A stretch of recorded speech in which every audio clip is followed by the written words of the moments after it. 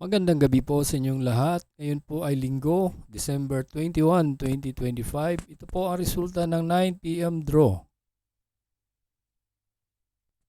Kung bago ka pa lang sa aking channel, pwede kang mag-like, share, at subscribe para updated kayo sa mga PCSO lottery results araw-araw. At paki-comment na rin po kung saang lugar kayo nanonood para malaman po natin kung hanggang saang lugar nakakarating ang ating video.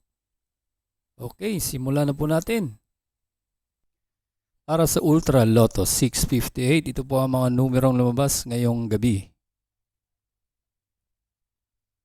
8, 42, 51, 14, 17, and 49 in any order for the jackpot prize of 49,500,000 pesos.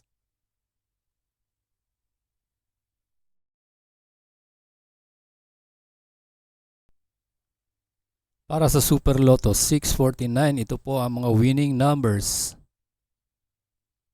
24, 49, 6, 21, 4, and 33 in any order for the jackpot prize of 65,546,126 pesos.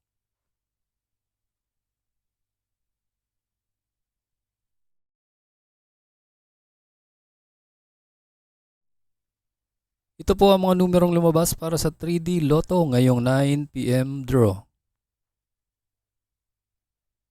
0, 4, and 1 in exact order.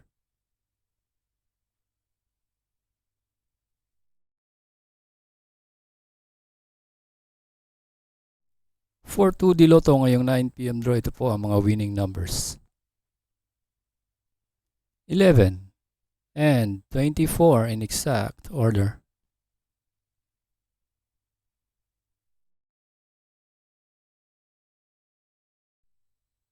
Congratulations po sa lahat ng nanalo at kita-kits po tayo bukas para sa 2 p.m., 5 p.m. at 9 p.m.